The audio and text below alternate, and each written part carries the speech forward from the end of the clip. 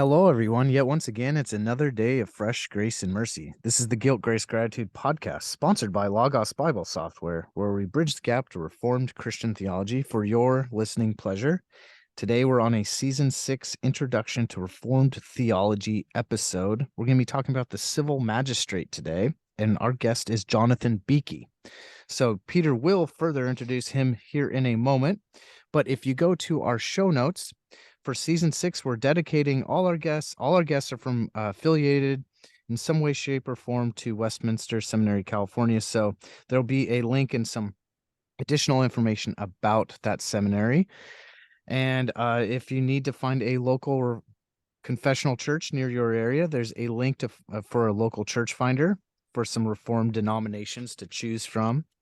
And then just basic connection information about how to find our show, communicate with Peter or myself. You can find us on Twitter, Instagram. These shows are also on YouTube, so you can subscribe to us there. And then obviously we have some bridge builder sponsors. You guys, we want to make sure you're familiar with Westminster Seminary, California, Logos Bible Software, and others. And so please check those out, and you'll hear some words from some of our sponsors throughout the show. And so today is going to be talking about the civil magistrate, and we're kind of gearing towards the last third of the season. So we will jump here into this conversation, and I'll let Peter further introduce Jonathon Beeke today. Yeah, it's my pleasure to introduce Dr. Jonathon Beeke, who's academic dean and associate professor of historical theology at Puritan Reformed Theological Seminary in Grand Rapids, Michigan. Got his PhD from the University of Groningen in 2019. I hope I said that right. Focused on the Twofold Kingdom of Christ and Reformed Orthodoxy, which is part of the reason why we have him on for this. He wrote a book on this, as well, the Duplex Regnum of Christ. He is married to Allyson Beeke, and they're blessed to have 4 children. It's a pleasure having you on our show, Dr. Beeke. Thank you, man. Very good to be on here. Absolutely. I always ask kind of an icebreaker question that I don't send the guest before. So I want you to act surprised, because you are surprised. Maybe we know this. We're asking this. What's it like being the most famous Beeke of the Beeke clan? Well, I always joke that there is Dr. Beeke the Greater and Dr. Beeke the Lesser, and yeah. that I'm the latter there. So the lesser. You know, there's always historically there are many examples of that. This is true. And like so, Pliny the Elder and Pliny the Younger. There you go. I like it. Yeah. So just by curiosity, do you ever get mistaken for Joel Beeke? I have one time, and you know, that's it. Most often, I'm confused as the son of Dr. Joel Beeke, but okay. I'm not. I'm a nephew of him. Yeah, gotcha. But, I'm always constantly living in his shadow, and that's fine.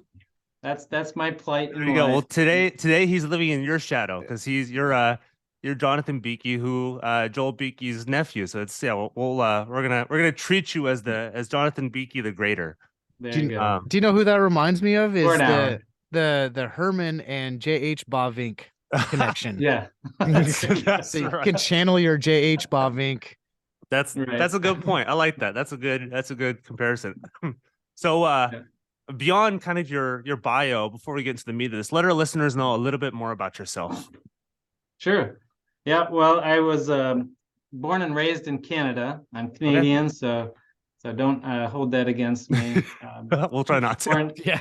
I like hockey. I like coffee. I root for the Toronto Maple Leafs. Do you like maple syrup too? Is this or bacon, maple all syrup, that stuff? Yeah. We're Donuts, Tim Hortons, all the like the stereotypical Canadian things you like. You got to start saying A throughout the episode. Sorry, exactly. I don't live in an igloo though. That's yes, that's right. So born and raised in Canada, grew up there in a large family actually. Went to university in Ancaster, which is Hamilton Redeemer University. Mm-hmm. I mentioned that because that's where Al Walters taught. Yeah. Yep. I had a number of classes with him. Yep. Who he wrote Creation Regained. Yep. And so then very much liked history, theology, and then went to Westminster Seminary in California in 2004, 2006. I was just married before that to Allyson. Went there, lived overseas for a little bit, and then went to Philly. Went to Westminster in Philly. Did doctoral work there. Did not graduate from there. Went through all the coursework, but then moved to the European model of the dissertation, and graduated from Groningen. So, and you gotta almost spit when you. I knew for a fact I was saying it wrong, but I couldn't. Yeah. I didn't know how to say it. That's okay. And so, moved back here in Grand Rapids in 2011. Took up an administrative position here. Was able to teach a little bit, and then kind of grew into my role here as academic dean within the past year. And so, last year that I've been, and then teaching on this kind of half and half. So gotcha. Half administrative and then half teaching. So have 4 children. I serve as an elder in the Orthodox Presbyterian Church nice. Here in town in Redeemer, OPC. I've been doing that for, 12 years now. And so, that's awesome. A little bit about myself. There we go. And so this will lead me bridging into my next question. I'm curious, knowing that your uncle is so obviously integral to Puritan, how'd you end up at Westminster? Yeah, that was a good question.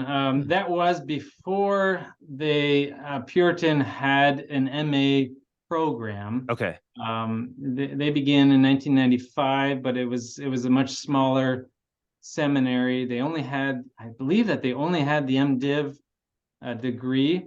I did not feel really drawn to pastoral ministry. I felt more inclined to teaching. Yeah. That was really my calling, and I loved historical theology. So, or theology and history, and that sure. mix. And so, I looked for different Reformed seminaries that offered an MA specifically in historical theology, and naturally was drawn to Westminster in California. Yeah. That's they're known for their HT degree. You get a thesis, right. You get all that fun stuff, seminar style classes, and one of the most rigorous degrees you can possibly enroll in. That's I feel sorry for you after having got 2 years of the HT program. It's a fantastic program, but I've heard it is brutal. No, it was thoroughly enjoyable. I had Dr. Clark and Horton and Van Drunen for a number of classes. Thoroughly enjoyed each one. Grew so much. It was extremely foundational for me. Yeah. Even having grown up in a Reformed church and family, a godly family, yet this really shaped my understanding of Reformed theology, the confessional commitment. So I thoroughly enjoyed it and grew by leaps and bounds. Yep. Awesome. So I'm assuming people inquire for Puritan, it's like you should just go to Westminster. It's right. It's a superior education. That's what you do, right? I count us as partners in the gospel. So there's no competition here. No, totally. Yeah. No, I'm joking with you. So it's you've already kind of answered 2 of the questions. So how'd you find it? So you're just looking for an MA and HT. What was your education like? And that was it was a foundational. So how has it prepared you for both your doctoral work and the position you have today? Yeah, definitely, as I said, a great foundation for my doctoral work. I felt very prepared. I was glad that I did the additional 2 years at Westminster in Philly. In fact, even before that, I did 1 semester here at Puritan Reformed. So I can say I had an eclectic collection of Reformed seminaries, at least 3 of them. But yes, it was extremely foundational for me. I often refer to, Dr. Clark's historical theology type classes, even in my own teaching. The methodology that I was taught there was extremely important for my own discipline. Even teaching me how to write, how to better myself as a writer, as a communicator. Oh yeah. So many things that I learned and am able to implement now. Awesome. Yeah. Before next kind of first foundational question for this, what was your thesis on in your HT program? Was it similar to what you did for your doctoral? No, no, it was different. It was on William Ames Okay. and the nature of justifying faith. So it's asking the question of where's the seat of faith, and whether it's in the will or the intellect. But yeah, it was on William Ames. Awesome. Yeah. For those who are listening, the Westminster HT program has a robust thesis that you have to write, which I think it brings a lot of people to that doctoral programs. They've already done a ton of research. They have a big thesis they can send. They don't have it in the MDiv or the other two MAs, but they do have it in the HT. You might be able to like finagle it into the programs, but it's built into the HT program. So a lot of people who want to go into historical theology or history or theological doctoral programs will do the HT, which is why Dr. Beeke did it. Yeah, and even that practice of writing a larger work, like 150 pages or so, whatever it is. Yeah. And so it gives you great practice. It's another, I say it's another animal than a term paper. Oh yeah, very different. Try to make a sustained argument, coherent argument over a longer project is much harder. Yeah. And so yes, it was very good practice for me. Yeah, awesome. And as a reminder, it's always great to learn the background of our guests and how you are affiliated with WestCal. So that's good. And then we're going to go into the meat of this conversation. Again, it's the civil magistrate. So you guys can understand a little bit why, with his background, why he's appropriate for this conversation. And so usually we like to start with some definitions and groundwork, foundational stuff, so we can get the audience up to speed with what we're talking about. So we're not halfway through the episode and everyone's just kind of lost. So the first foundational question is, we like the beginning, obviously, with definitions, work throughout the episode, and we're aware of two general groups listening: Christians who have developed the doctrine of the magistrate and the church, and Christians who do not.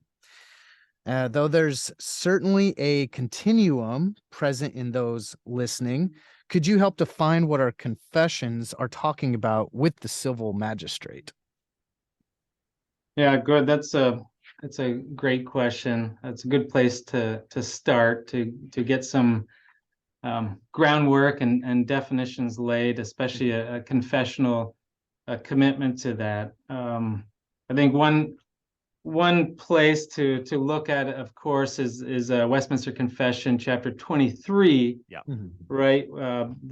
Which has created a lot of debate on that particular. You're saying there's debate on the civil magistrate in the church? I'd never heard of this. Just a tad. Yeah. And so, but it's a good chapter to look at. Yeah. I think a lot of contention is on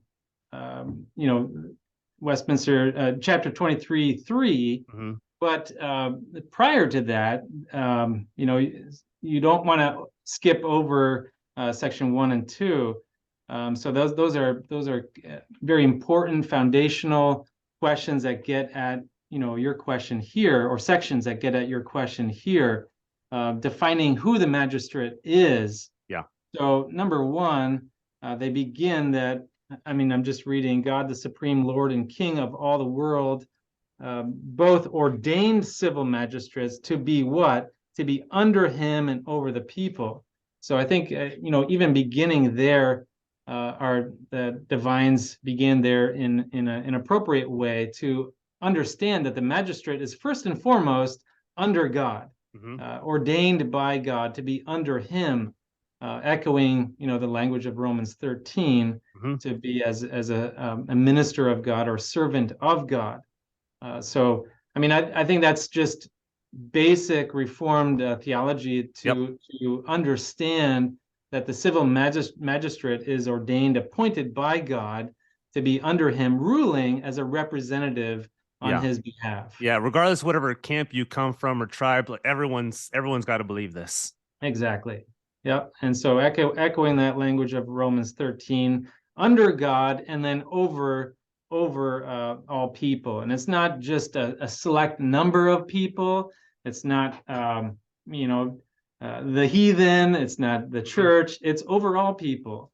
God in his wisdom has granted civil authorities to rule over all people. And then, only then, does it get into the why and then the how, right? So you even see, even in chapter 23, this very logical ordering as the divines worked through who the magistrate is, the duties of the magistrate. So why is the magistrate there? Number one, the ultimate goal is for God's glory, right? It talks about to this end hath armed him with the power of the sword for the defense and encouragement of them that are good and for the punishment of evildoers. Before that, for his own glory and the public good. The ultimate end of the magistrate is for God's glory. The penultimate good, you might say, is for the good of the public good of all people. And so and for this reason, God has given him the sword, you might say, and that also has a dual purpose. He bears the sword for a dual purpose: defense and encouragement on one side, and then punishment of evil on the other side. So that, I think, is again, whatever side you come on, as Peter said, right, you might differ in the how of this, yeah. But that's the sort of basic starting point that I think is very, very helpful to get at the beginning. Yeah, real quick, and we emailed about this before, and I think this is a good point to put it in before next question. Is you wrote a book, and my assumption it's based off of your dissertation, the Duplex Regnum Christi, so that the twofold kingdom of Christ, the mediated kingdom. If you can describe maybe what that has to do with this, if tangentially, how Christ rules both realms of his kingdom. Yeah, good. It's a big question, right? It's that is truly what I wrote on as my dissertation on the twofold kingdom of Christ. Typically, I find in discussions of this, almost everybody goes to who the magistrate is and how the magistrate rules. Yeah. Without asking this question of how Christ rules. Exactly. Right? I think that is the more fundamental question. How does Christ rule? How does Christ rule and reign? And this truly was the central defining point of the Reformed Orthodox as they articulated their doctrine of the twofold kingdom of Christ. Now, you might notice I'm using a little bit different language than two kingdoms distinction or two kingdoms. I'm not going to say theology. I know Dr. Van Drunen does not. Yeah, he's not a fan of that. He likes doctrine. It's not. It's a doctrine. It's not a holistic theology all on its own. Yeah. But I don't. For this particular reason, I think twofold kingdom more closely matches the language of the Reformed Orthodox. You might notice in that descriptor, there's a singularity given. It's Christ has one kingdom, but he rules in a twofold way. Yeah. That I think more closely matches the language of the Reformed Orthodox. So we're not talking about two separate kingdoms, as in they're very completely divorced distinct from each other. Yeah. But that there is one kingdom that he rules in a twofold way.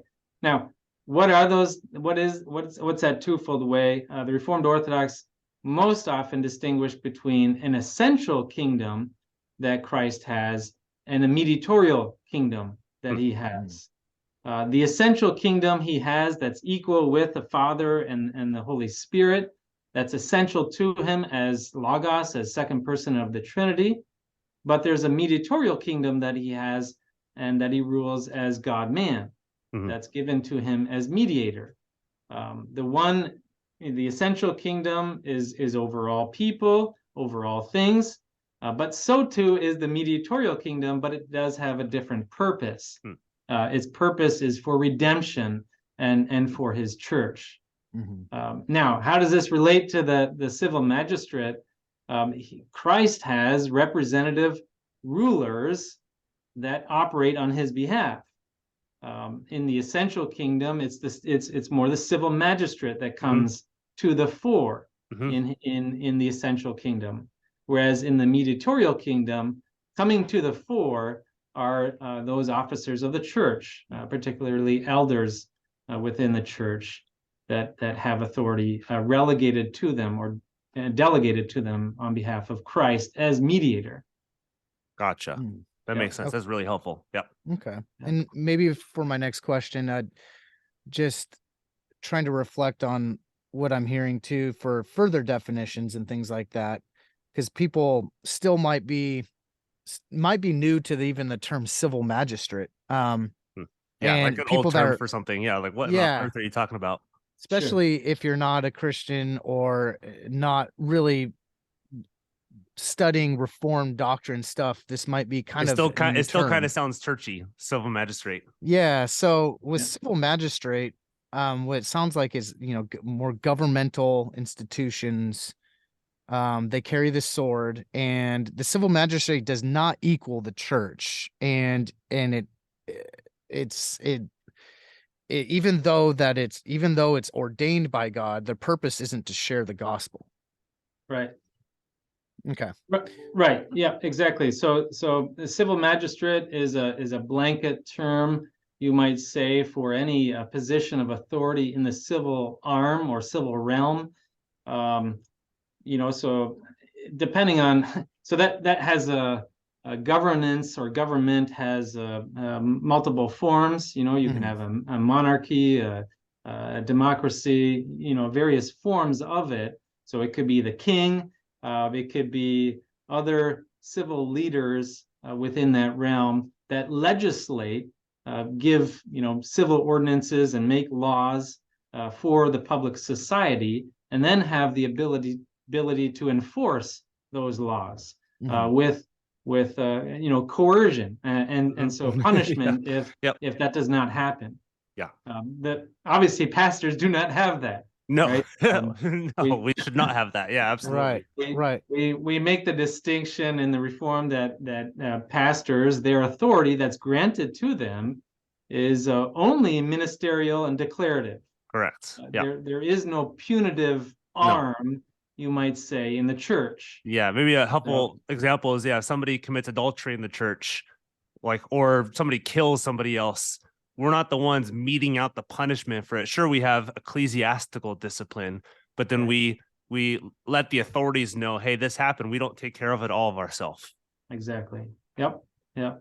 So that distinction, and again, I think that distinction has its foundation, because most often people will immediately go to that. But I think as what I've found is that distinction is grounded in Jesus Christ and how Christ rules and reigns, whether he reigns as Logos or whether he rules as God-man. And again, it's comprehensive. It's over all things, and that's why it's a singular kingdom. But there's a different mode by which he rules. That's helpful. Yeah, that distinction is important because a lot of bad things could happen if you hand the church the sword, or you have the civil magistrate be in charge of doing what the church is supposed to do, which is sharing the gospel. And so that's not to say people in the civil magistrate as individuals can be Christian. Absolutely. We want to make sure as many people as possible in all different types of vocations are Christian. But doesn't mean that it doesn't mean because of their role in the civil magistrate, they are pushing the gospel with the sword. And you don't want to hand a pastor the sword. Yeah. So those distinctions are important because actually, as I'm going into this question, it's starting to make the fine line between what a theocracy is and not. So let's go back to where we know theocracy is clear in the scripture, and everyone is starting to tie this to the Mosaic law. So the modern civil magistrate and the Mosaic law have a complicated relationship. Some people don't know how it can be related and not. As you and our listeners well know, how does the Old Testament, in particular, the Mosaic institution and later development of the theocracy in Israel, talk about government? Yeah, good. So yes, as we look at the Old Testament, we of course see God instituting in the Mosaic economy certain offices to lead his people.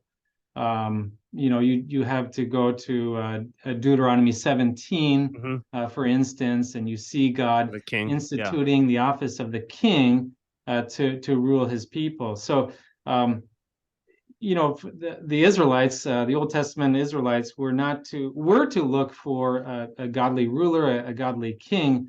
Often it's interpreted wrongly when it's thought that they were looking for a king. It's interpreted as though they are denying God's rule and God's reign. But the key there is for what type of king they were to look for. Yeah. Often they were looking for kings like all the nations around them, rather than the appointed king that was to lead God's people. And so they were to look for a king. And so Deuteronomy 17 spells out all of those stipulations, what the magistrate and ruler should look like. He should not, for instance, accumulate a lot of wealth to himself. He should not accumulate a lot of horses and wives to himself. You start listing all of these, which of course the kings never did. They obeyed that perfectly. Exactly. I mean, you look at Solomon, for example. In every instance of Solomon, he denied exactly what Deuteronomy 17 was talking about. And so, they were to find in all of these kings antitypes of the great king, who perfectly fulfilled Deuteronomy 17, you might say. But going back to your question about the theocracy, so this was instituted in a particular time, a particular context that we have to understand. This was in a particular stage in redemptive history when God's people, the church, you might say, and the state were a mixed community and one community. There was not this distinct division between the nation as a political entity and the church as a distinct community. They were joined, you might say. There was a mixture of the two. And so I think you have to understand that as a specific place or time in redemptive history where this took place. And so you can't simply take how the kings ruled then and say, now I'm going to implement this in our current context, because that's kind of doing a hermeneutical jump that's unwarranted. Yeah. Right. So that's helpful. That leads me to this next question, and so somewhat related to your book and kind of a mixture of your book and this topic. And like we said, your book, Duplex Regnum Christi, we'll put a link in the show notes to this book as well, deals with these issues and more particularly situated, like you talked about, in the Reformation. And there's a wide spectrum understanding from the wide spectrum of understanding from the first generation of reformers in the early 1500s to high orthodoxy to the Reformed scholastics, like early 1500s, late 1600s, maybe early 1700s ish. But in general, when we're looking at how Christ rules his duplex kingdom, is his two kingdoms, what are some of the ways of grouping the reformers according to the understanding of how the magistrate or the government interacted with God's law? Yeah, good. Yeah, that's a hard question. I'm going to first say I'm not a huge fan of always the generalizations, Sure, because yeah. they often fail. Yeah. My lifelong thesis is that it's much easier to be a grouper or lumper rather than a splitter. But it's often more accurate to history to be a splitter than a lumper. So yeah, that makes sense. Yep. Right. So history is often messier than what we make it out to be. Yeah. And so I think it's much more helpful to look at the the concrete examples rather than to make large generalizations. Yep. With that caveat in mind, I think we first understand that we talk about the magisterial reformers, right, as a category. What do we mean when we talk about the magisterial reformers? And by that we have this larger category of Calvinist, Genevan reformers, as well as Luther, as well as Anglican, right? And so when we're talking about magisterial reformers, we're going back to our, your first question when we talked about defining who the civil magistrate is.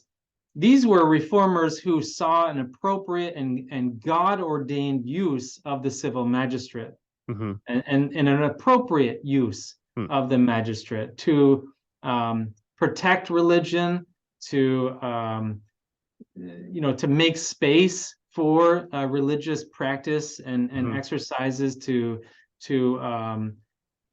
allow for that space for Christianity to flourish.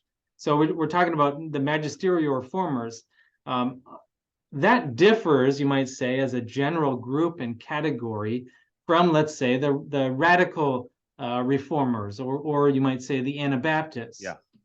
So they're sort of distinguishing themselves from the radical Reformation or the Anabaptists, which rejected the God-ordained use and appointment of civil authority. And so that's one distinction that we can make on the one hand. They are also, in terms of a general group, these magisterial reformers are distinguishing themselves from the whole medieval tradition, which was more appropriating the two swords, the Galatian two swords theory, where it was almost that the church is delegating authority to the civil arm. And so it's almost you have the two swords were given to the church, and then it's the church that hands over one sword to the civil magistrate and holds the other spiritual sword. That the magisterial reformers said, no, it's not a hierarchical thing where God gives both swords to the church, and then it's up to the church to give a civil sword to the magistrate. No, both are under God. Both are appointed directly by God, but operate and rule in different ways.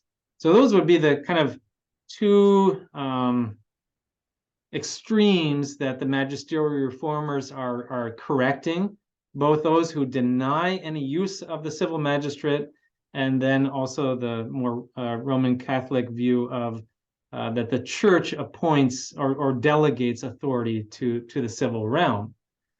Then within the magisterial reformers, you might have slight differences as well between the Lutheran reformers, the Swiss reformers, and a different context as well, and even a shade of difference between Geneva as well. So different context of how it played out. The English Reformation played out very differently than a Swiss context, than even in a Lutheran context. For example, Luther, relied on his protector, a civil protector. So it was very instrumental in a Lutheran Reformation. So yeah, you have shades of difference, but that's how I would see the major breakdown of the differences. That's extremely helpful. Yeah. Yeah, and that leads into this pretty well. As we've noted earlier, the two most pertinent Reformed confessions relating to this would be Belgic Confession 36 and Westminster Confession of Faith 23. We'll put those in our show notes, link to those. Both those have started a fair share of debates in Reformed circles concerning the role of the magistrate and the church, as we've already kind of talked about. Can you walk us through how these texts have been interacted with a little bit more, especially in their original context, which is always important to understand the original context? The Belgic Confession was written in response to the Roman Catholic governmental and ecclesiastical persecution of the Reformed Church, and the Westminster Confession of Faith 23 was written under the oversight of the English Parliament. And so it kind of bears asking also what happens if the government is overstepping its role in forcing citizens to do unbiblical things and allowing the church to be attacked. How's the church know, okay, this is time to, as Christians, push back? Yeah, good. Yeah, again, relating the history of both documents is would take well beyond this show, and I mean beyond large volumes dedicated to it. But you're right in that there are significant differences in the context within which both documents were written. 1561, Guido de Bray was largely the author of this particular document and the Belgic Confession. And he's writing in the context of, as you say, a persecution. In fact, he's writing in the context of where he's trying to delineate himself and his Reformed views in opposition to the Anabaptists, right? And so he's not wanting Charles V and Philip II to sort of group him and his followers and the churches under the cross in the same group as the radical Anabaptists. So he's really trying to distinguish himself, and in terms of that he's recognizing the authority of the civil magistrate, and yet holding them to account for their proper role. And so, yes, it's written in the face of persecution. In fact, I think the original copy was thrown over. If it might be debated, but it was thrown over the walls. Guido de Bray is writing this, and he attaches with it an original letter, and he throws this document with a letter over the walls, in which, and in this letter that's attached to it, he pleads for this end to persecution of the Reformed. So it's really, in that vibrant context of it's almost an apologetic, right, for himself, and a call for the end of persecution, but also a call for the magistrate to do what God has ordained that magistrate to do. So he's really holding him accountable to that. Well, you fast forward nearly 100 years later to the Westminster Confession, 1640s. That's a very different context, right? Very different. Oh, yeah. I mean, it's more of an established context where they have, yes, the political upheaval happened. The regicide happens. The Long Parliament is instated, and they have much more of an established position to write from. But yeah, so establishing the context is very important.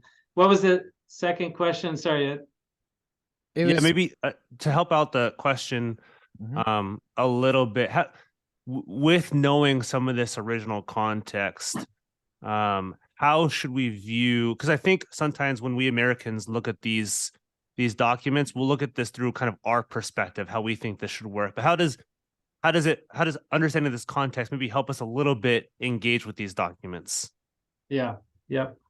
Good. So yeah, it's both of these documents in their sections on the civil magistrate underwent significant revisions. Yeah. As you enter into the American context. Surprisingly, the Westminster Confession on chapter 23, much earlier than the Belgic Confession. Oh, that's right. I mean, it wasn't until the beginning of the 20th century that the Christian Reformed Church started looking at Article 36 of the Belgic Confession and wanting to revise it. But the Westminster Confession much earlier. I think it was like what, late 18th century, 1790, something like that. 1788, I believe, but somewhere around there. Late 1700s. So I find that interesting that even the revision history of both documents.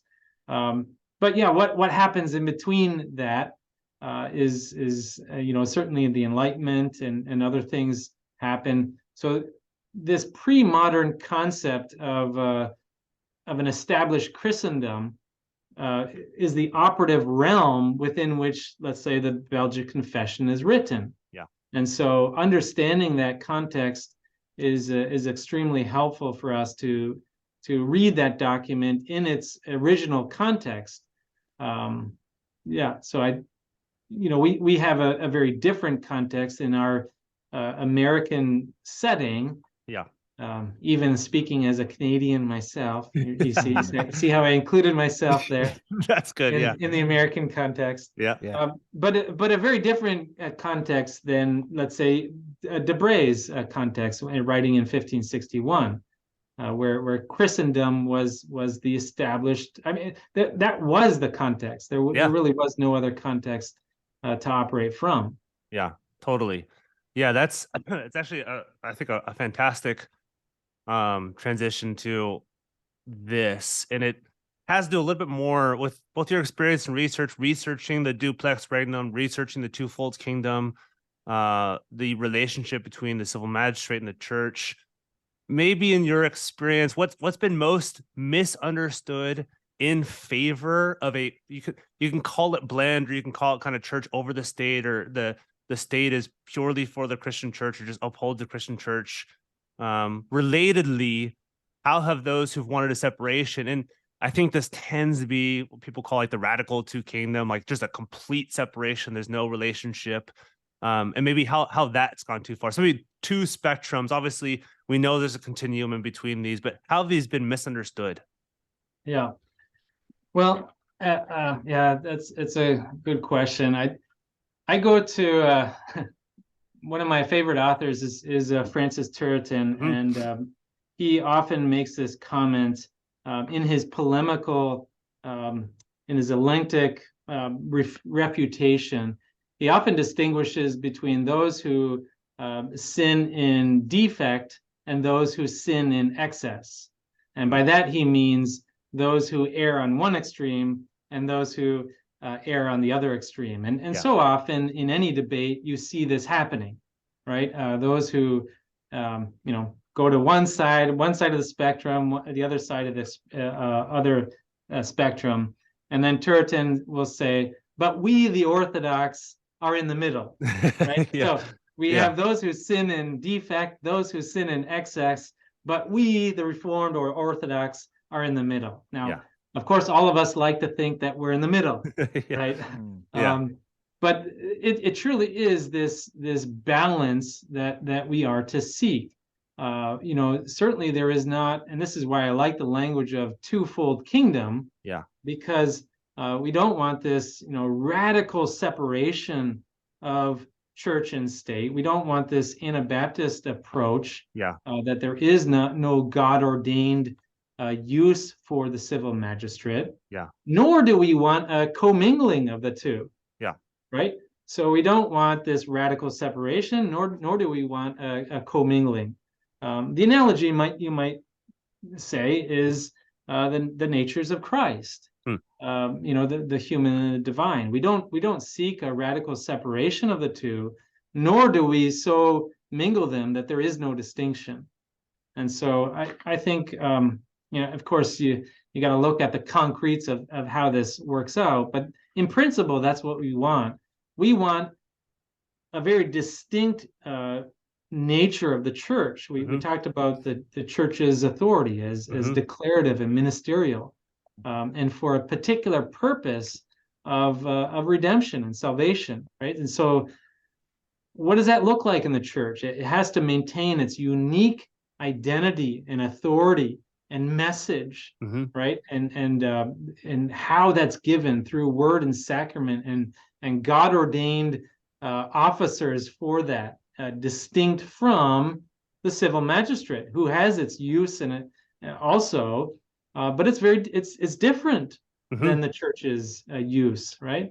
So having that balance is something that we must seek for. Yeah, maybe I don't know if you can answer this or not, but if we do see too much of a commingling, maybe what's the result of that when the church kind of becomes indistinct from the civil magistrate? And then on the opposite end, what does it kind of look like when the church is so far separate, where the church has nothing to do with the civil magistrate, like we want nothing to do with the state, anything. So maybe like a practical outworking of what those two look like. Yeah, of course. So let's say a radical separation, there is then, so what does that tell our congregants? It's almost encouraging them to separate from society, that there is no use for society, or that it's a separate life, you might say. That one life in church, one life in like Monday to Saturday, whatever it is. Exactly. Yep. So it's a life lived out here that doesn't touch or doesn't affect our life of worship. And so it's almost like it's almost like two people in one person, that you can live in this way, Monday through Saturday, but this way is something extremely different. So that's one radical approach or outworking of it. Whereas the opposite effect happens is if it's so mingled together that there's no unique message that the church gives. That its message is something that is simply political, that it's simply affecting the moral outworking of the person, and it only addresses the life here and now, the temporal life, rather than the life to come, the eschatological life, that ultimate goal of the Christian, right? So those would be, again, those would be the extremes. Sure, yeah. Of course, you have this large continuum. Yeah. It's not like it's, this is why, going back to the comment of it's so easy to generalize. Yeah. But those would be the extremes. Yep. Totally. And I think it's just because the extremes tend to be the loudest. The minority voices tend to be the last ones we hear. And I think people think, well, I have to choose a side. Right. Either I have to be this side or I have to be that side. Versus, like you said, maybe thinking, a little more critically about these things. Even though they're loud, it's not the only choice. There's a continuum. Yeah. And before I go into my question that would allow you to give some modern context to how this plays out, how I've seen it may be played out, and how I could interpret it too, if I may. And I hope it's helpful and you agree. But, for example, in the OPC church and other Reformed churches, in the beginning of the, before the sermon starts with the prayer, the pastor guides us through, we are praying for our president.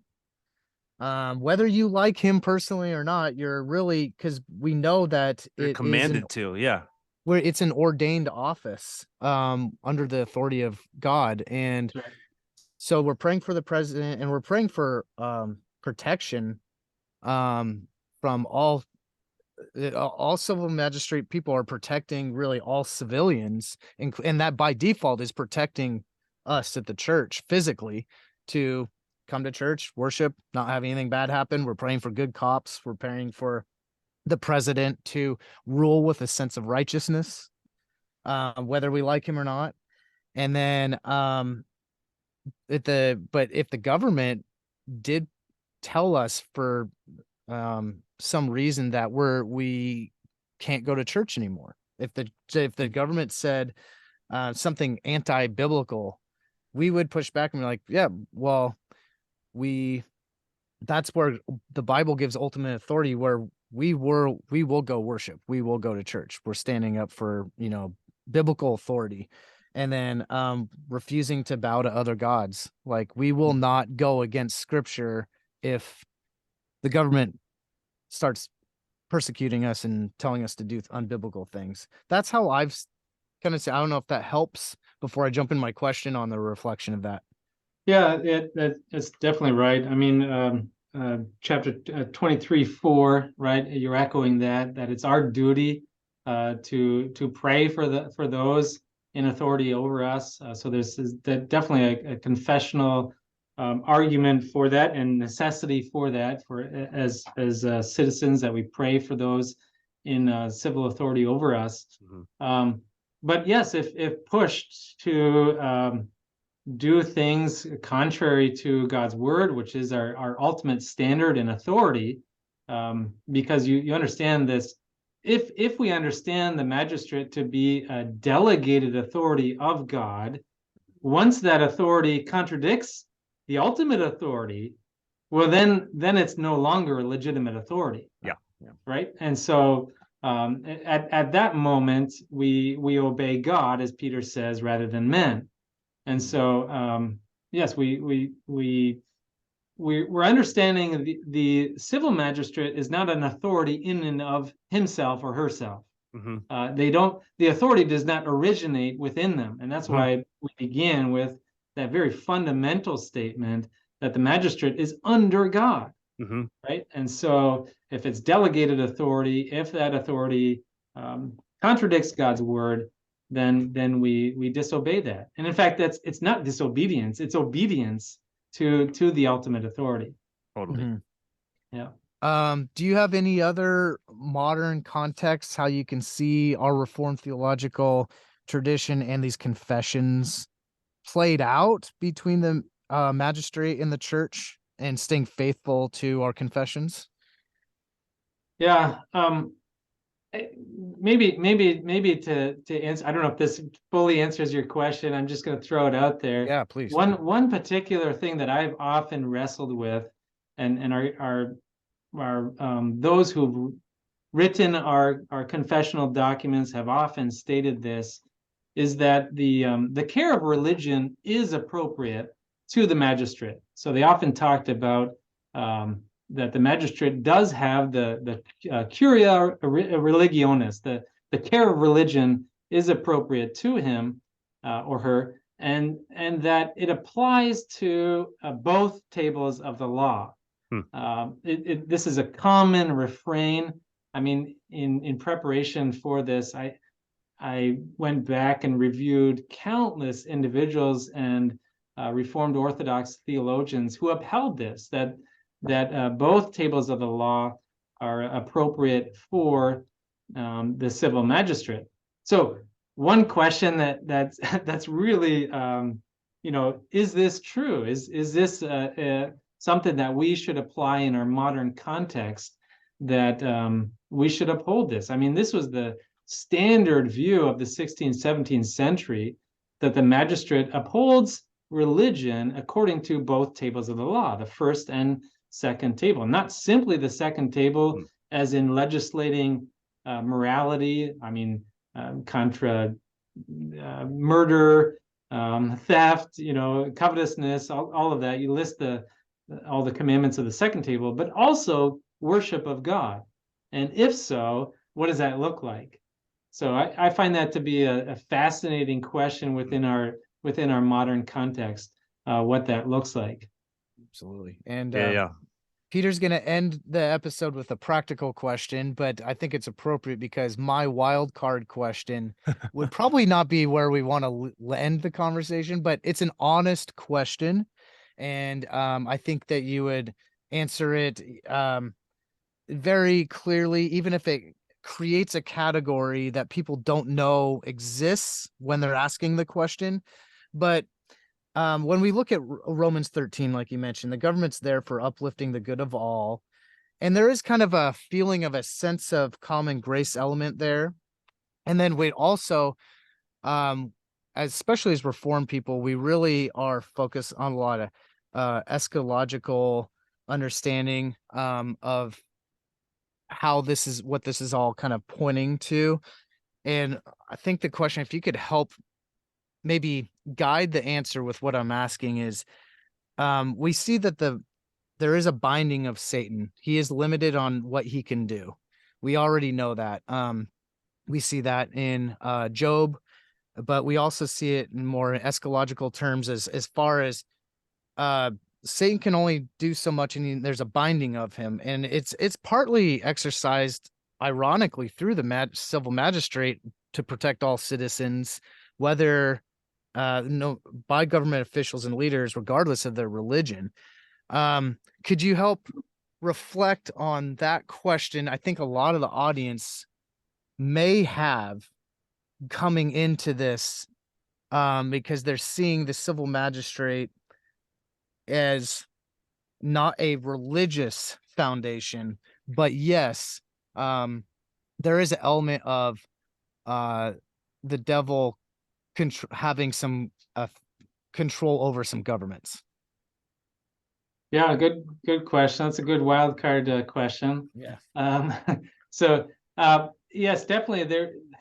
When we talk about again, this is why I think it's important to consider Christ's rule and reign before we look at the magistrate's rule and reign, which is to be representative in a certain mode. We understand that Christ's rule and reign is over all things. It's universal. It applies to all. It applies to, as Turton says, both the pious and the impious, and that includes angels, good and bad, both the devil included. So all things are under the rule and reign of the risen Christ, and so he can certainly, in his providential rule and reign, he can orchestrate the hearts of kings, whether they're good or evil as well, and he does that for the sake of his church. So there's not again, we're not radically divorcing his essential and his mediatorial kingdom, and yet we're distinguishing the two. He does all things for the purpose of his church, for the gathering and defense of his church, those so he gathers his people in to his kingdom and rule, but he also defends his church against all those who are opposed to his church, his people, whether that's the devil or whether that's those who act on behalf of the devil, and those opposed to it, right? So and he has promised that he will do so until he comes again. So yes, there is an eschatological element to this, that it is continued protection that he has in governance over all things. Yep. Oh, thank you. Yeah. So ending this on a kind of a practical note, but maybe more of a concluding summary note. So for those who are listening who maybe don't have the categories or confused, maybe if you can, if you were speaking to a Sunday school class and maybe using as few technical terms as possible, or just defining the technical terms, describing what you think is the best way to understand Christ's twofold kingdom, as obviously as it relates to the civil magistrate, how they operate in relationship to or distinction from the church, and how the church is supposed to be operating under Christ. So maybe just a summary. Okay, how should we understand the relationship of Christ's rule over the civil magistrate and the church? Yeah. It's good to always ask for a summary and a sort of elevator speech on this. Yeah, somebody's like, you know what, I'm just not sure about this stuff. I don't really know. Yeah, just explain it to me in just layman's terms, Dr. Beeke. I'm a simple guy. Right. Well, I would go to point out various passages. Okay. Matthew 28.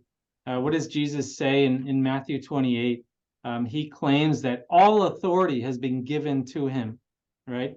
You go to 1 Corinthians 15 when Christ talks about him handing authority over back to the Father at the end of the age, going back to Nick's question. So there's many scriptural, once you start looking for it, there's many scriptural references where the Father gives authority to the Son and gives power and dominion to the Son.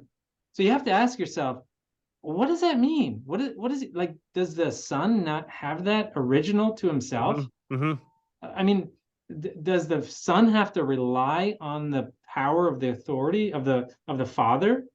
And in fact, in the 17th century, the Socinians, not to complicate this too much, but the Socinians looked at those verses and said, aha, there's evidence for the submission of the Son to the Father. The Son is not divine in himself. He's not co-eternal with the Father. He doesn't have the same power as the Father. He has to receive that from the Father. Yeah. Well, what are the scriptures talking about?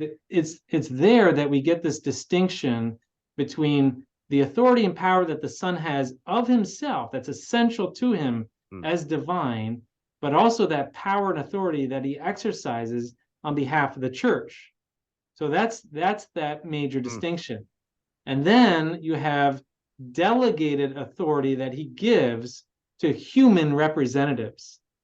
The one being the civil magistrate, and the other being the elders within the church, and the different roles that they play. That's kind of where I'd go, and that those representatives have to act in accordance to Christ, who is that primary ruler, and the rules that he gives. And so, if they act contrary to that, then they should not be obeyed. Whether the civil magistrate or whether the elders within the church, and that discipline should then happen. Yeah. Is it helpful at all to summarize, to think about Christ and his twofold kingdom ruling through the magistrate in his creative, I can't think of it, but in his creator capacity? Yep. And then the church in his redeeming capacity. That's right. That's exactly right. Yep. So the foundation of the magisterial role is within the created realm and order, and so that's why it's related to that essential rule that he has as Logos. Whereas the elders within the church, a very different foundation. It's within that his role as redeemer, as mediator. Yep. Gotcha. That's helpful. And it's a good reminder that the reformers didn't just make this stuff up out of nowhere. They were pointing to scripture, and then also really standing on the shoulders of our early church fathers like Athanasius, Augustine, and Irenaeus. If you read this too in Justin Martyr, where he's talking to the civil magistrate, he's like, "Hey, why are you persecuting us? We're living good, quiet, peaceful lives." That's a good one too. So if people go to Athanasius' 4 Discourses, he kicks back on that heresy of there once was a time when the Son was not. So going back to supporting that the Son is co-eternal, and then read Augustine's City of God, and then Irenaeus against heresy, and then Justin Martyr, like Peter mentioned it too. Yeah, read everything of the church fathers and you'll get it. That's helpful. Well, Dr. Beeke, thank you so much for coming on our show. If you could just end it by saying where you're at for church and where people can find you at Puritan, some information about Puritan and some of the stuff that you do. Yep. So again, as I said, I serve as academic dean at Puritan Reformed Seminary. It's located in Grand Rapids, Michigan. If you are looking for a solid confessionally reformed seminary, you of course could visit our website or the website of Westminster Seminary in California. Right? Either. Again, I think as we talked about before, we're not competitors. No, we're brothers and co-laborers in the gospel together. One seminary can't get them all, so we'll leave you a few when we see them. The remnants, like Ruth gleaned from the land, right? Thank you. Yes, very good. Yeah, we won't hedge the edge of our grain fields to make sure that the strangers and foreigners can come pick it up. There you go. Well, we'll take your scraps. That's fine. That's fine.